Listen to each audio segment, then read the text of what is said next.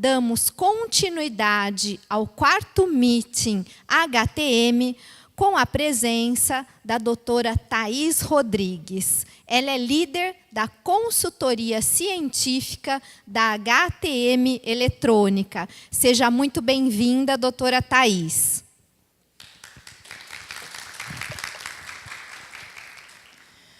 Boa tarde, pessoal. Muito obrigada pela presença de todos vocês. É com grande carinho que a HTM faz esse evento, né? Já estamos na 4ª edição do Meeting HTM. E, enfim, sabemos que é um sucesso de público e eu gostaria muito de agradecer a presença. E vamos falar hoje um pouquinho sobre criolipólise, tendências e novidades. Eu sei que é um tema que a gente ouve falar muito, né? A criolipólise no Brasil já está aqui desde 2009.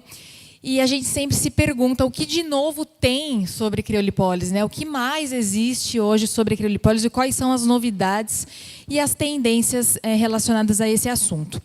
Então, fazendo uma busca, pessoal, pelo PubMed, esse daqui é uma base de dados, tá? Ela dá acesso ao Medline. Medline é a base de dados da Biblioteca Nacional dos Estados Unidos e é a maior biblioteca médica do mundo. Então, toda a inovação científica, todos os principais artigos publicados, tudo sai dentro do Medline, que você consegue ter acesso pelo PubMed. Então, às vezes, a gente se pergunta onde eu consigo recolher, enfim, pesquisar quais são as novidades sobre determinado assunto. Eu quero saber o que de novo saiu sobre determinada técnica, sobre determinada tecnologia, a gente às vezes não sabe onde procurar. Então, o PubMed é a maior base de dados, né, onde todas as publicações relacionadas à medicina, áreas biomédicas, ciências da saúde, estão disponíveis. Então, fazendo uma busca, né, de 2016 até setembro agora de 2017, eu consegui recolher 41 artigos. Então, ou seja, 41 publicações novas sobre criolipólise. Então, é bastante coisa. A gente pisca o olho e já está saindo novidades sobre criolipólise, por incrível que pareça. Então, pessoal, rapidamente, a gente já conhece, né? Mas falando o que é criolipólise, é um sistema de arrefecimento do meu tecido. Ou seja, eu tenho um aplicador onde ele possui placas de Peltier. Essas placas de Peltier, elas se resfriam, fazendo com que haja a diminuição da temperatura do meu tecido, ou seja, a extração de energia desse tecido. A criolipólise ela foi inicialmente idealizada por alguns pesquisadores, Rox Anderson, Dieter Manstein, que foram os precursores da técnica, foram eles que descobriram, enfim, pesquisaram sobre criolipólise. A gente sabe que a criolipólise ela veio de relatos de caso da literatura sobre paniculite do picolé ou paniculite equestre, né? As crianças chupavam gelinho e tinham as covinhas, formavam uma inflamação nesse tecido adiposo de forma seletiva. E aí foi visto que, olha que interessante, o frio, a diminuição da temperatura do meu tecido, ele pode causar um dano nesse tecido adiposo de forma seletiva, sem atingir outras estruturas, sem danificar outros tecidos. E aí que iniciou, enfim, esse termo, essa tecnologia. Dieter aqui, Rox Anderson, Dieter Manstein, aqui é um artigo dele. O primeiro estudo, né, esse foi um dos primeiros artigos relacionados à criolipólise em modelo animal. Então, foram colocadas as plaquinhas aqui, né, em tecido adiposo, de porcos, né, e foi visto uma redução, em média, de 30% dessa camada adiposa. Foi aí que se descobriu que a criolipólise era capaz de reduzir o tecido adiposo, em média, em 30%. Tá? E depois de quanto tempo? Em média, após 90 dias de uma única aplicação. Foi aí que se descobriu que a criolipólise conseguia, enfim, reduzir esse tecido adiposo de forma seletiva. Tá? Bem, mediante a isso foi desenvolvido o equipamento, como a gente conhece hoje, que é um aplicador onde existe uma sucção, né, uma pressão negativa que faz com que o tecido entre para dentro desse copinho e fique em contato com essas placas. Essas pastilhas termoelétricas, né, que nós chamamos de Peltier, elas têm a capacidade de se resfriar e esquentar. Então, do lado do Peltier, dessas pastilhas onde esfria, do outro lado ela esquenta. É por isso que alguns equipamentos do mercado conseguem esquentar e esfriar. A gente vai falar um pouquinho também de novos métodos, e um deles é essa capacidade, a possibilidade do equipamento de criolipólise, ao mesmo tempo que ele esfria, ele também esquenta. Essa é uma característica das pastilhas de Peltier, por isso que é possível que um equipamento de criolipólise possa esquentar o tecido também. Não é só mesmo o sistema de arrefecimento, de extração do calor, né, da energia desse tecido. Então, eu tenho aqui esse aplicador, né, ele exerce um vácuo e o tecido adiposo fica aqui entre as duas placas, né, essas placas de Peltier. Muito bem, então os resultados clínicos da criolipólise, como a gente conhece, já é muito bem difundido na literatura. A gente já sabe que a criolipólise dá um excelente resultado. Visto os primeiros estudos em modelo animal, a gente viu que em 3 meses há redução em média de 30% desse tecido adiposo. Aqui, follow-up de 2 anos após o procedimento. Follow-up de 5 anos após o procedimento. Então, a gente sabe que a criolipólise é como se fosse uma lipo sem corte. A gente pode chamar assim, porque mesmo após o término desse tratamento, 2 anos, 5 anos após o procedimento, a gente ainda consegue ver o resultado. A gente viu que naquela região, a pessoa, o paciente, ele pode retornar, voltar a engordar naquela região, mas nunca vai ser da mesma forma. Visto esses estudos, enfim, essa pesquisa de follow-up de 2 e 5 anos. Aqui também, então, a gente sabe que a criolipólise pode ser utilizada em várias regiões corporais, braço, culote, flancos, abdômen, visto esse resultado muito interessante aqui, também em culote, mulher de 44 anos, uma aplicação unilateral, né, na região aqui do culote, pré-tratamento e 16 semanas após o tratamento. Então, a gente sabe que a criolipólise é bem difundida, a gente já conhece todos os resultados dessa tecnologia. E aí vocês me perguntam, e novidades? Quais são as novidades, então, relacionadas à criolipólise? O que se tem de novo, o que se fala, né, sobre criolipólise? Quais são essas novidades? Então, alguma delas, então, a primeira delas, publicação brasileira, porque toda a literatura, tudo que a gente conhece sobre criolipólise foi pesquisado fora do Brasil, com equipamentos de fora do Brasil, com diferentes tecnologias, enfim, equipamentos diferentes dos quais nós utilizamos na nossa prática. E visto isso agora, saiu uma publicação brasileira sobre criolipólise, muito interessante, com excelentes resultados. Vou mostrar um pouquinho dela para vocês.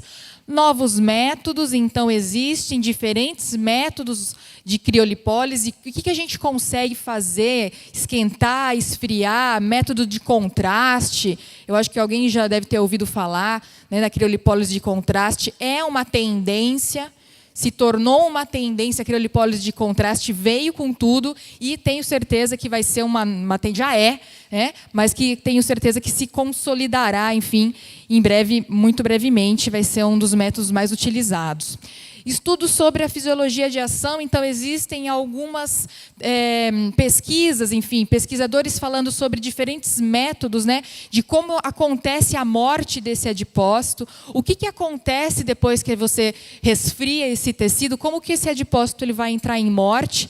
Então, existem algumas teorias diferentes do que a gente vê hoje. E novidades sobre associações. A gente sabe que, embora o nosso cliente, nosso paciente vá à nossa clínica realizar uma sessão de criolipólise, a gente está vendendo o resultado. E se ele não tem um bom resultado, a gente não teve sucesso, o cliente sai chateado, sai triste da nossa clínica, do nosso consultório. Então, é possível realizar associações com criolipólise, com fundamentação, com embasamento científico. Muitas vezes a gente faz associações baseadas no achismo, né? Porque fulano faz ou porque diz que dá certo, sem ter um embasamento científico. E já saiu aí publicação nova, muito recente, sobre novas associações, o que a gente pode colocar junto com a criolipólise para ter um resultado bem interessante e atingir as células que não foram atingidas pelo frio, né, pelo resfriamento da crio. Bem, então, começando o primeiro assunto, né, a primeira novidade, que é a publicação brasileira, né? Então, aqui foi feita uma pesquisa. Essa pesquisa foi realizada pela doutora Patrícia Frois. Tá? Penso que todos já conhecem a doutora Patrícia, é referência em pesquisa no Brasil. E ela é o primeiro artigo publicado no PubMed sobre criolipólise, né? Então, ou seja, aqui foi utilizado um estudo de caso de uma mulher. Ela ia ser submetida a um protocolo de abnoplastia, né? Um procedimento de abnoplastia. Tá? Então, foi utilizada aqui uma temperatura de -5 graus por 60 minutos. Isso é muito interessante porque eu sei que existem vários protocolos hoje e eu sei que cada um aqui, se alguém trabalha com criolipólise, trabalha de um jeito diferente. Quanto você usa de temperatura negativa? O que está na literatura, o que tem hoje de publicação falando de quanto é que você precisa colocar na máquina, qual é a temperatura que você precisa estipular? Não tem. Então, a doutora Patrícia Frois colocou aqui -5 por 60 minutos, foi o protocolo que ela sugeriu, que ela estipulou aqui. Tá? E aqui a gente consegue ver, 45 dias depois, uma análise macroscópica do tecido, né, adiposo antes e após. Então, ou seja, é nítida essa diminuição, né, do lado controle, o lado que não realizou a sessão de criolipólise, com o lado que fez a terapia. Então, aqui ela conseguiu algumas respostas, né, enfim, alguns dados utilizando a ultrassonografia. Então, obviamente, a mensuração do tecido adiposo, da espessura desse tecido adiposo, antes 3,67, após 45 dias de uma única sessão, uma redução nítida de 2,25. Septos fibrosos também aqui, antes e após, houve um aumento desses septos, ou seja, existiu fibrose naquela região. Então, olha só, processo inflamatório antes, ausente, não tinha processo inflamatório. Aqui, 7 dias, aumentou esse processo inflamatório e com 15 dias a 45 dias esse processo inflamatório foi diminuindo. Então, acontece sim um processo inflamatório, foi visto isso nos estudos, e aqui a fibrose do tecido. Isso também é muito interessante, porque quem trabalha com criolipólise sabe que a criolipólise não causa flacidez. A pessoa tem uma redução do panículo adiposo, uma redução de medidas, mas o tecido ele se contrai também, é uma contração. O contorno corporal fica muito interessante após a sessão de criolipólise. E por quê? Aqui foi visto, né, a presença de fibrose 15 dias após a criolipólise. 30 dias, a fibrose não estava mais lá. E aí foi visto, por quê? Porque, muito provavelmente, com o processo de morte celular, né, a fagocitose ali, foi fagocitado, também foi embora ali a fibrose. Só que, como é um trauma, essa fibrose voltou aqui 45 dias após. Então, acredita-se que a compactação do tecido seja decorrente a isso, da presença de fibrose após, né, a criolipólise. Tá? Então, tudo que foi visto na publicação brasileira, utilizando o aparelho que a gente já utiliza, utilizando um protocolo que a gente já faz, -5, é muito comum se utilizar essa temperatura, né, por 60 minutos, causou os mesmos efeitos que os equipamentos lá fora do Brasil.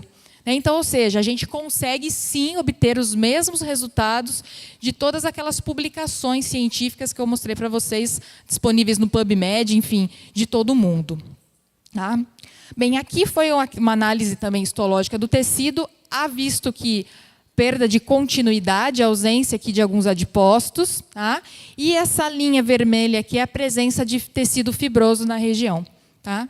É o que realmente a gente consegue visualizar e corrobora, enfim, só tem a confirmar todos os achados, né, dos artigos fora do Brasil. Novos métodos, então, a criolipólise de contraste é uma tendência também no que se fala de criolipólise. E como funciona a criolipólise de contraste? O equipamento Build Shape da HTM Eletrônica possui diversos métodos, diversos protocolos.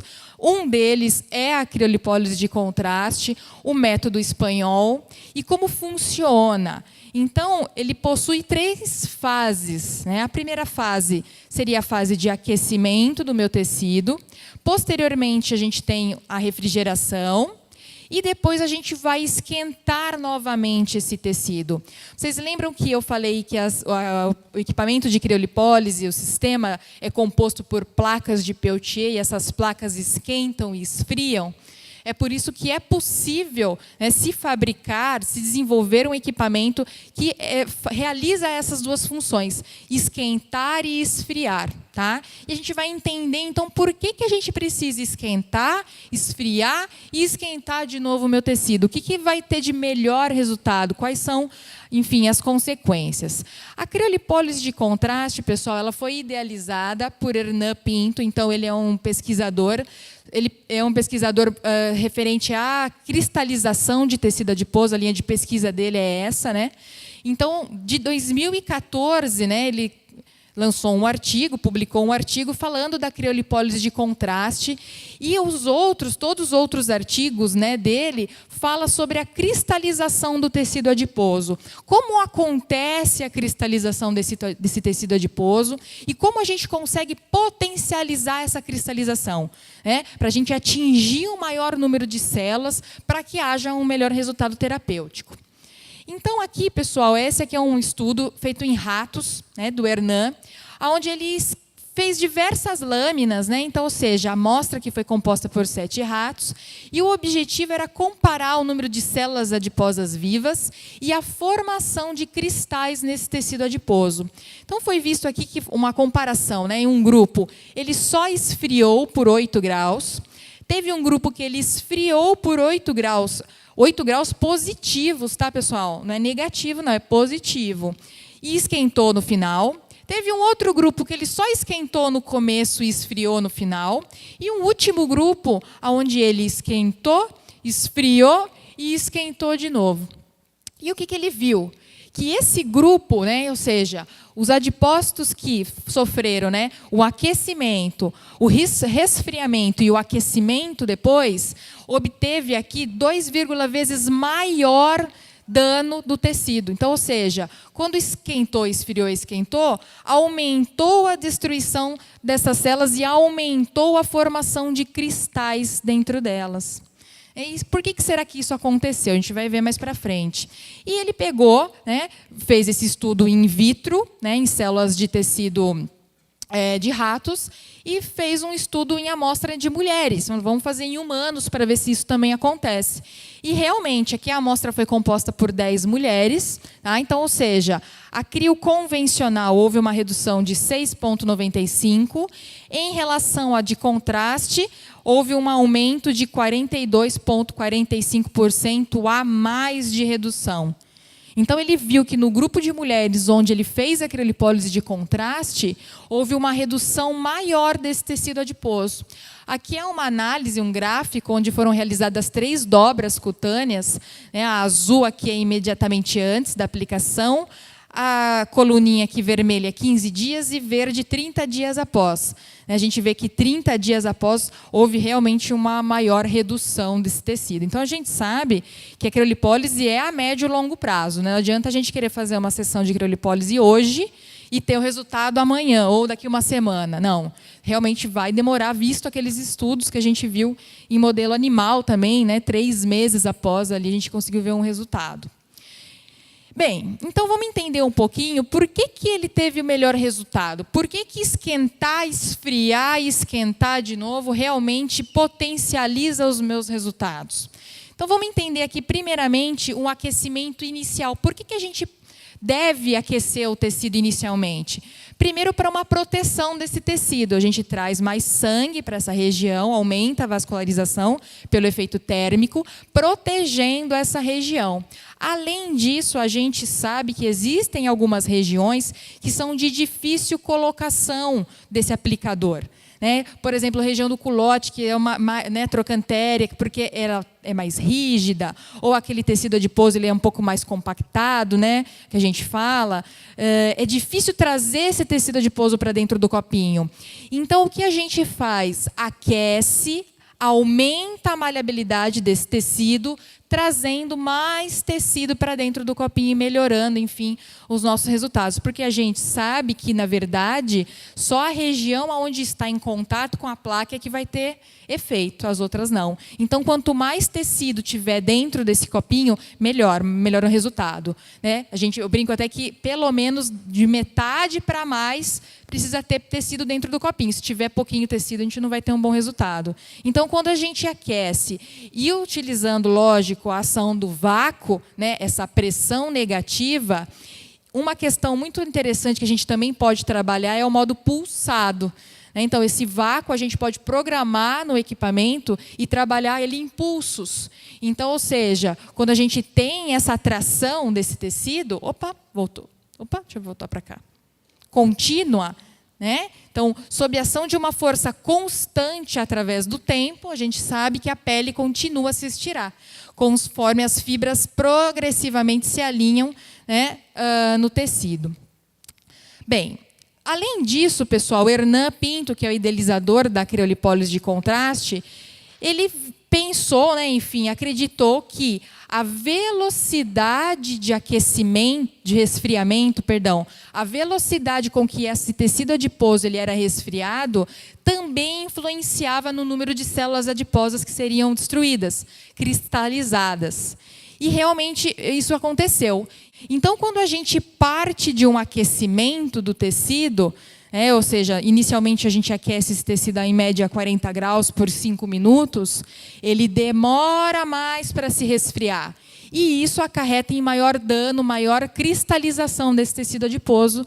Foi isso que o Hernan estudou, enfim, e descobriu que quanto mais devagar eu chego nesse resfriamento, maior é o dano desse tecido adiposo. Bem, então, resumindo, enfim, por que eu vou aquecer inicialmente esse tecido?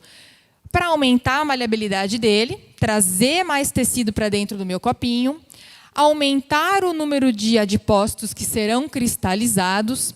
E o Hernan também cita um efeito que é chamado de temperagem. O que é esse efeito? Quem trabalha com chocolate, faz ovo de Páscoa, a gente sempre conhece uma tia, uma vizinha, uma amiga que faz trufa, que faz ovo de Páscoa para vender, né? E como que eles fazem? O chocolate, né, a manteiga de cacau, ela recebe um choque térmico. Você derrete, você esquenta, né, esse chocolate e depois você esfria ele. Você dá esse choque de temperatura. Esse esquentar e depois, logo em seguida, esfriar esse choque, faz com que o padrão de cristalização dos ácidos graxos, ou seja, da manteiga de cacau, de chocolate, ele fique mais rígido, mais duro. Mesmo depois que você tira da geladeira, o chocolate ele não derrete. Por quê? Porque ele ainda está ali duro, está cristalizado, né? O ácido graxo ali da manteiga de cacau está cristalizada. Então, é exatamente isso. É como se essa cristalização do tecido adiposo demorasse mais tempo para se esquentar novamente. Então, ele fica congelado mesmo depois que você para de congelar ele. É isso que acontece com o chocolate, mais ou menos isso, né? Vamos fazer essa analogia.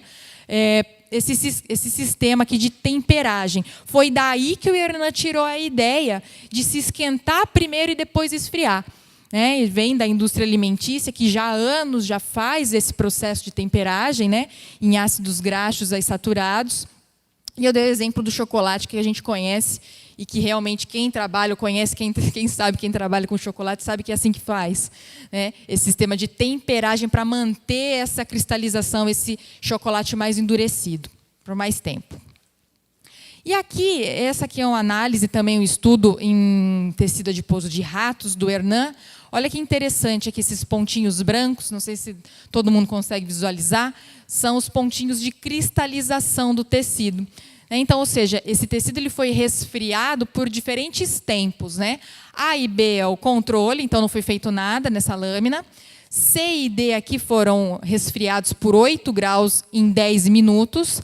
E aqui onde a gente consegue visualizar mais cristais, foi resfriado por 8 graus também por 25 minutos. O Hernan cita que essa aqui última, né, essa última lâmina é o que mais se aproxima do efeito da criolipólise no tecido. Esses pontinhos brancos de cristalização do lipídio, né, faz, obviamente, que haja a morte, enfim, o dano celular. E aqui essa lâmina é uma lâmina ampliada. A gente consegue visualizar o padrão de cristalização desse tecido. Bem, a gente sabe, pessoal, que o adipócito, os lipídios dentro do adipócito, eles estão armazenados em meio líquido. Então, ou seja, após esse processo de cristalização, a célula, né, enfim, o organismo não reconhece mais o adipócito como uma célula do nosso corpo. Então, ou seja, dá um defeito nessa célula. Essa célula para de funcionar de forma correta mediante essa cristalização, essa modificação dos triglicerídeos. Também se fala muito na literatura um dano na mitocôndria celular, né? A mitocôndria morganela, morganela da nossa célula, que é responsável pela produção de ATP, de energia celular. Então, quando essa mitocôndria ela não funciona corretamente, a célula entra em morte, morte celular. Então, esses são os efeitos, enfim, da criolipólise, essa modificação do triglicerídeo de estado líquido para estado sólido. E isso gera a morte. Como que essa célula vai morrer? Até coloquei entre parênteses aqui a adipocitólise. Antes de falar disso, a gente sabe que existem 2 mecanismos de morte celular.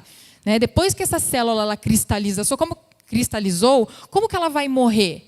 Então, existe aqui um mecanismo de necrose e de apoptose. É ainda o que se fala na literatura. Esse é o que todos os artigos, a maioria dos artigos falam desses 2 mecanismos, que basicamente, quando a gente fala de necrose, o que vai acontecer?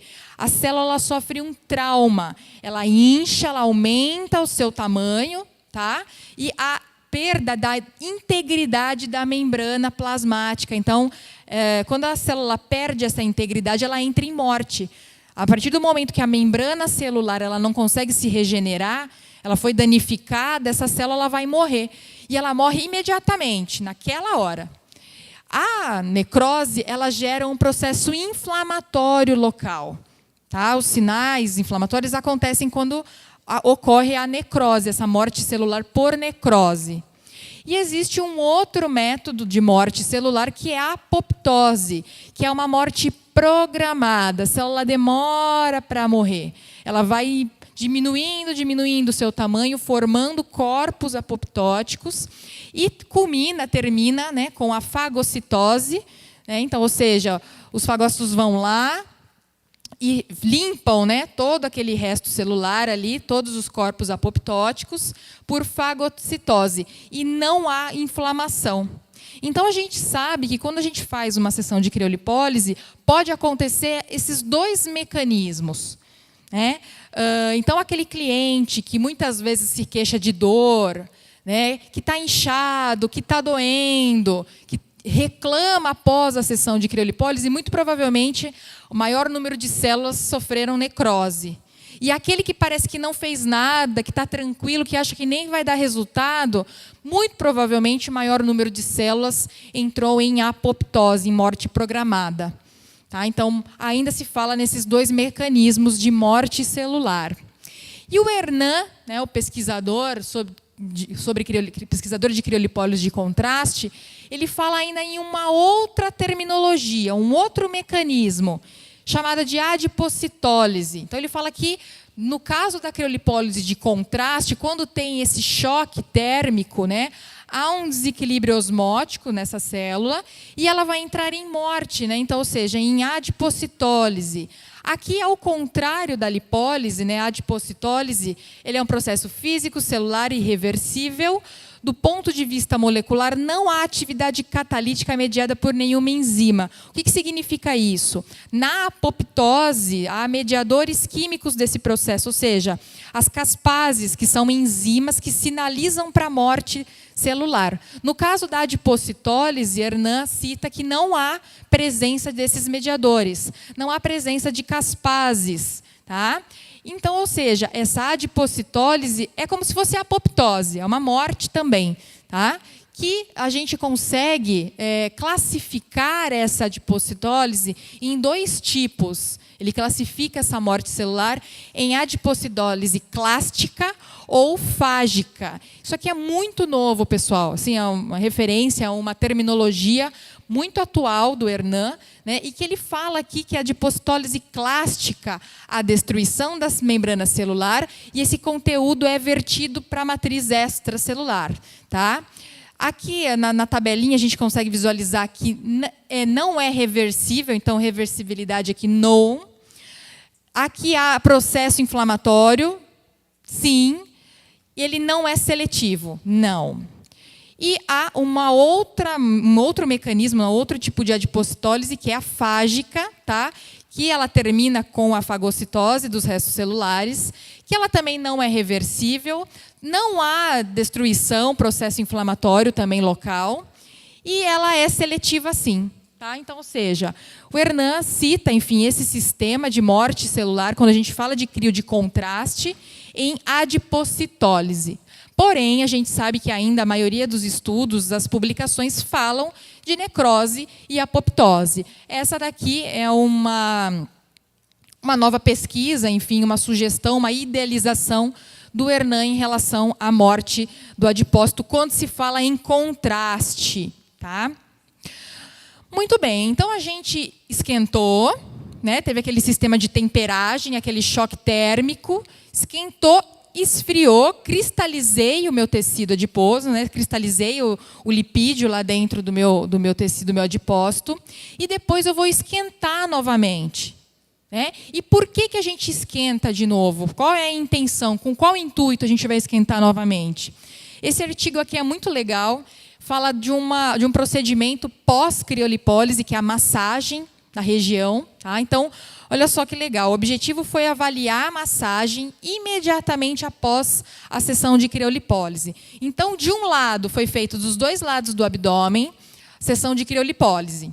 Só que só fez a massagem de um lado só do abdômen, do outro não. Os 2 fizeram crio, só que só massageou um lado para ver o que acontecia. Né?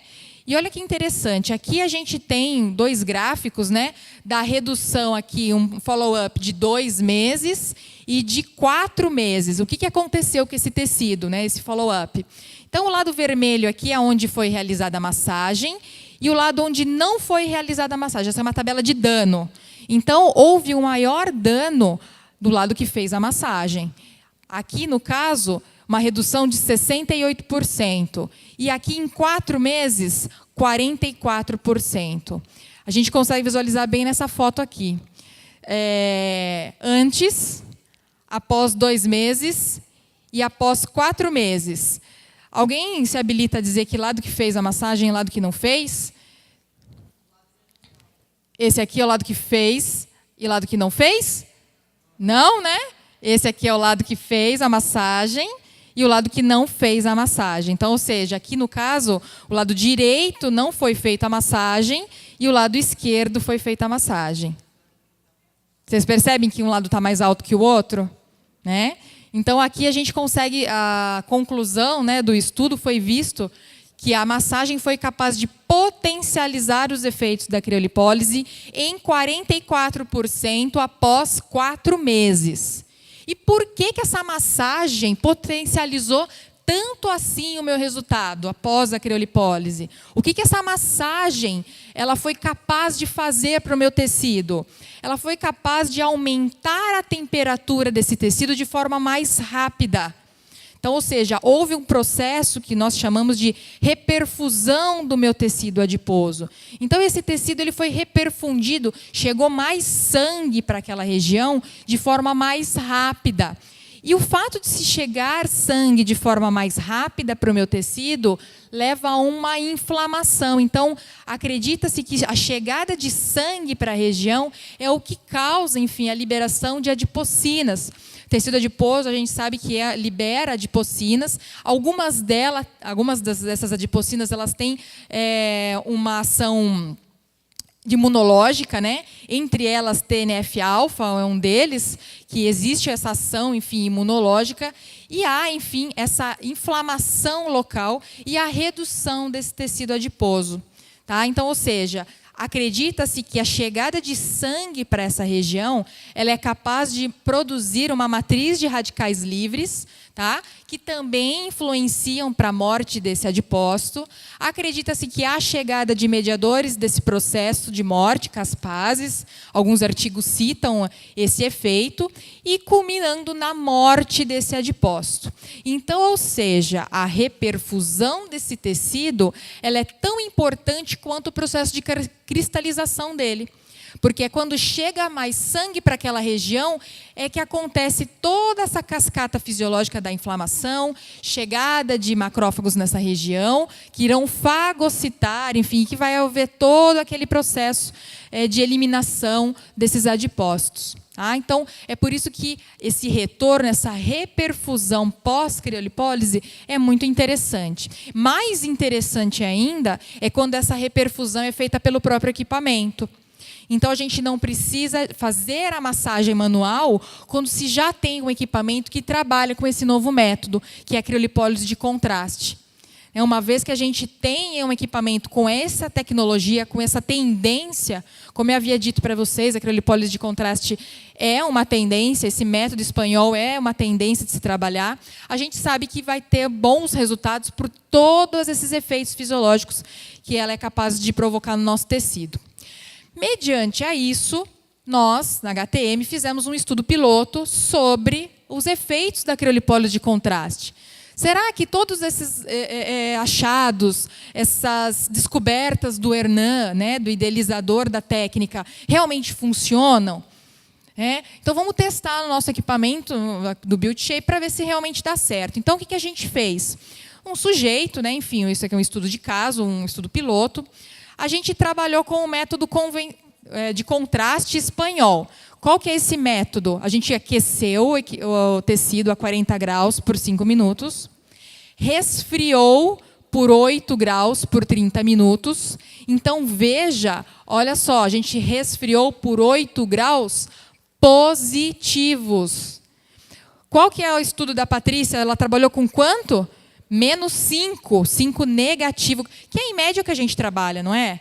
-7, -5. Muitas vezes a gente também não consegue avaliar, a gente não sabe por que você está trabalhando com -5, por que você está trabalhando com -7. A gente acaba não tendo um embasamento, a gente agora tem, mediante os estudos, enfim, a publicação. Mas a gente sabe que um grande risco da criolipólise são as queimaduras. A gente sabe, quem já ouviu falar, quem trabalha com criolipólise sabe que há um risco, fato, né, de se causar queimadura nesse tecido. E quando a gente trabalha com uma temperatura tão positiva assim, né, tão, vamos dizer assim, tão alta, né, 8 graus positivo, não há risco de queimadura. A gente nunca teve um caso de queimadura até hoje, enfim, na HTM, utilizando o BuildShape desse método, porque é muito seguro, muito tranquilo de se trabalhar. Então, aqui foi resfriado por 8 graus positivo e aquecido novamente por 38 graus por 10 minutos. A gente fez de um lado, né, do voluntário, região de flancos, e do outro lado a gente fez a convencional, aquilo que a gente já trabalha, né, -7 graus por 60 minutos. Não esfriou, não esquentou nem no começo nem no final. E a gente vai ver qual é o resultado que a gente vai ter desse estudo. Então, aqui um homem de 32 anos, do lado direito, submetido a uma única sessão de crio de contraste, tá? Julho, setembro. Aqui é uma ultrassonografia feita, né, enfim, após esse período, né, em setembro, aqui, uma redução de 54%, somando aqui as medidas, né, da região. Então, foi realizada uma ultrassonografia por um médico, né, ultrassonografista, onde a gente conseguiu pegar diferentes medidas. Então, esse é o antes e após um único procedimento, 54% de redução.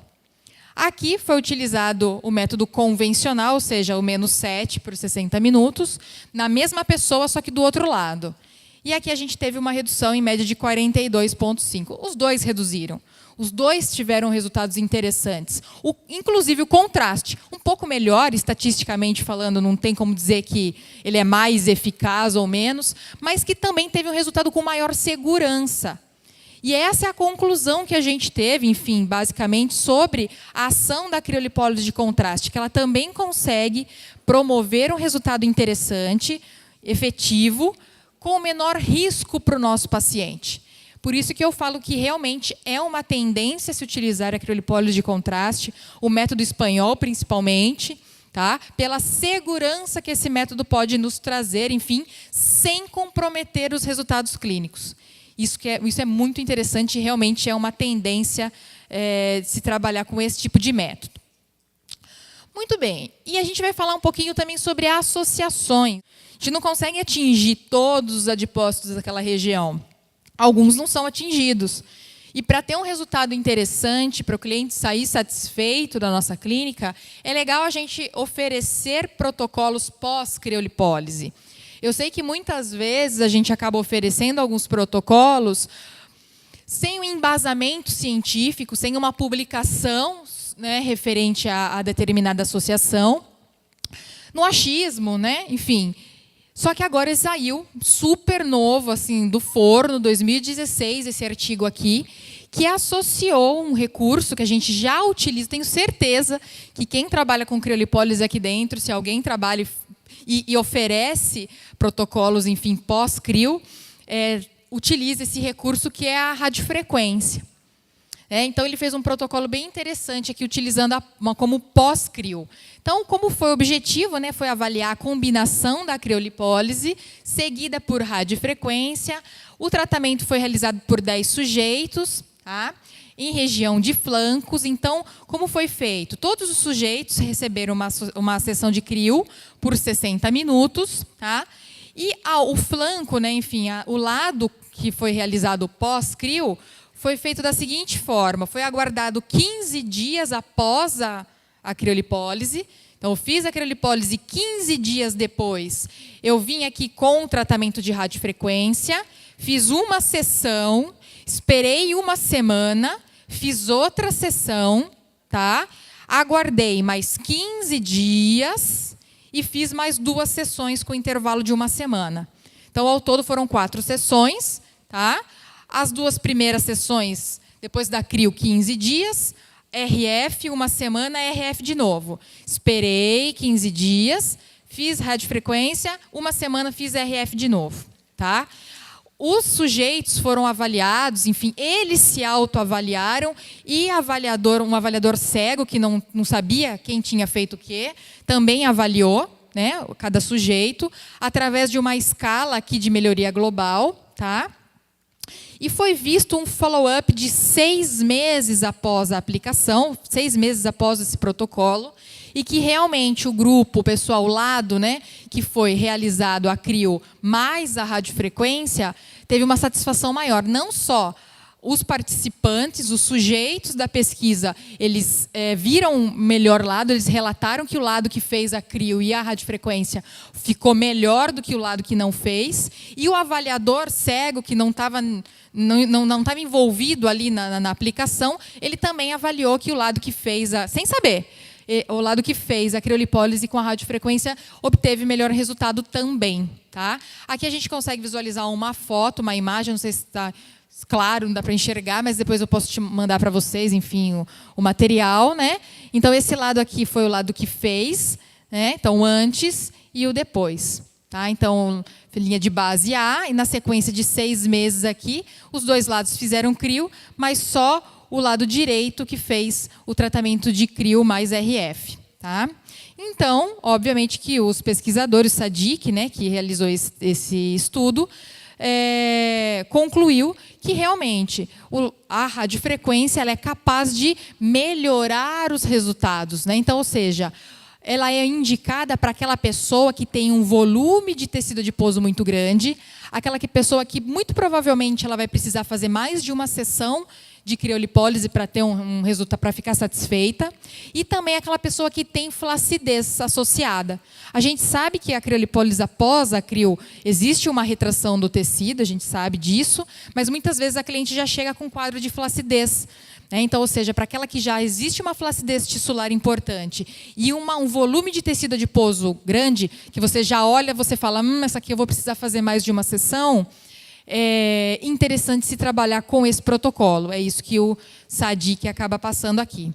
E corroborando, enfim, também um outro artigo que fala sobre o uso da radiofrequência para o tratamento, para o contorno corporal como um todo. Porque às vezes a gente também fala, poxa vida, a radiofrequência, quais são as indicações dela, né? O que ela consegue promover? E é um recurso tão interessante, porque ela trabalha de forma global no contorno corporal, tanto no volume de tecido adiposo, na redução dessa espessura de tecido adiposo, da camada adiposa, quanto na flacidez tissular. Então, esse daqui é um artigo também que fala dos efeitos da radiofrequência no tecido. O estudo foi composto por 20 indivíduos que realizaram radiofrequência uma vez por semana durante 6 semanas. Uma vez por semana, então, ou seja, 6 sessões de radiofrequência. Os resultados clínicos, incluindo circunferência abdominal, espessura desse tecido, foto, né, em follow-up de 1 e 3 meses, depois fiz as 6 sessões, depois de 1 mês e depois de 3 meses após a última sessão, como é que esse paciente ele se apresentava, tá? E 3 indivíduos desses 21 sofreram abnoplastia, né, para poder avaliar, enfim, esse tecido adiposo, os cortes histológicos, para se avaliar como esse tecido adiposo ele ficou após as sessões. Então, olha que interessante. Aqui é o lado controle, né, A, e B, o lado aqui após completar a série de 6 tratamentos. E aqui também o lado controle, e aqui 14 dias após. A gente consegue visualizar que a aparência redondinha, tá vendo, ó, dos adipócitos do lado controle, e em comparação com essa aparência achatada, seca, esvaziada do tecido adiposo do lado que realizou as sessões. Tá? Então, ou seja, a membrana, houve uma perda da integridade dessa membrana celular, né? Esse conteúdo acabou sendo extravasado do tecido adiposo também. Tá? E em relação aqui ao colágeno também. Então, A, aqui a região tratada, e B, 6 tratamentos. E aqui o lado também, o controle, após 14 dias. Então, hoje houve, né, uma compactação desse tecido. Né? A derme, esse colágeno, a gente sabe que a radiofrequência ela promove essa termocontração desse colágeno. E olha que interessante, eles também viram que houve aumento significativo da síntese de colágeno, a neocolagênese. Não entendi. Bipolar. Bipolar, tá? Uma radiofrequência bipolar foi utilizada nesse estudo aqui. Tá bom, pessoal? Então, olha que interessante. Tanto o tecido adiposo quanto o tecido de colágeno, houve mudanças nesses tecidos. Houve uma redução, uma alteração na estrutura desse tecido adiposo e, em contrapartida, houve aumento de tecido colágeno. Houve uma contração, uma compactação desse tecido. E olha que interessante aqui o resultado clínico 3 meses após esses 6 tratamentos. A gente consegue visualizar uma melhora clínica com redução da circunferência abdominal, melhora do contorno e retração da pele. Então, é um recurso muito interessante que se pode utilizar num pós-crio, muito indicado, com comprovação científica, com embasamento científico, nada no achismo, e que realmente melhora, enfim, o contorno corporal e, enfim, os resultados serão muito melhores. A conclusão, então, desse estudo, né, foi visto que a radiofrequência, ela trabalha como impedância, ela usa o próprio tecido como condutor. Então, como que a radiofrequência ela aquece esse tecido? É como se os tecidos fossem resistores em série. Quanto mais conteúdo de água esse tecido tem, mais ele consegue transferir calor para os próximos tecidos. Como o tecido adiposo, ele na sua grande maioria é composto por lipídios, ele acumula mais energia, ele retém mais calor. E isso faz com que haja uma lise, né, pelo efeito térmico, né, causado pela radiofrequência nesses adipócitos. Então, ele se mostra eficaz nessa redução da circunferência abdominal, na espessura da tela subcutânea, e essas, realmente, histologicamente, acredita-se, né, enfim, que pode estar relacionado com o aumento da apoptose desse adipócito, visto que houve uma lesão, o adipócito, a célula, né, enfim, a membrana ela não está mais íntegra, houve uma lesão e ela não consegue se recuperar, por isso ela entra em morte. Além disso, o aquecimento promoveu uma melhora do colágeno, da elastina, inclusive aumentando a síntese, né, do colágeno, a neocolagênese. Tá? Então, é muito interessante se utilizar esse recurso como associação para a criolipólise, com embasamento, enfim, até outros artigos corroboram os achados do Sadiq. Pode falar. A temperatura 42 graus, por 5 minutos, tá? Por área. É o que a gente orienta, enfim, foi utilizada uma radiofrequência bipolar, 42 graus, e mantida essa temperatura por pelo menos 5 minutos na região.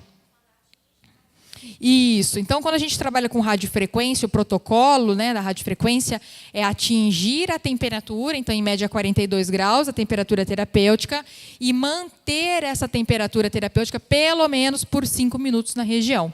Tá? Esse é um protocolo, esse foi o protocolo utilizado no artigo, no estudo. Certo, pessoal? Eu, enfim, gostaria de agradecer a presença de todos vocês. Eu quero deixar aqui as redes sociais da HTM, Instagram, Facebook. Gostaria de dizer para vocês também que a HTM possui um canal no YouTube, que é o HTM Você. Todas as outras palestras dos meetings anteriores estão disponíveis no canal da HTM. Tá? Então, quem quiser assistir às outras palestras, fiquem à vontade. As palestras deste meeting também, em breve, estarão disponíveis no canal da HTM. Tá? Aqui eu também deixo o meu e-mail para vocês, dúvidas, enfim, não só referente à criolipólise, mas outros recursos também, enfim, outros equipamentos. Eu fico à disposição pela presença de vocês e pela atenção. Muito obrigada e até a próxima.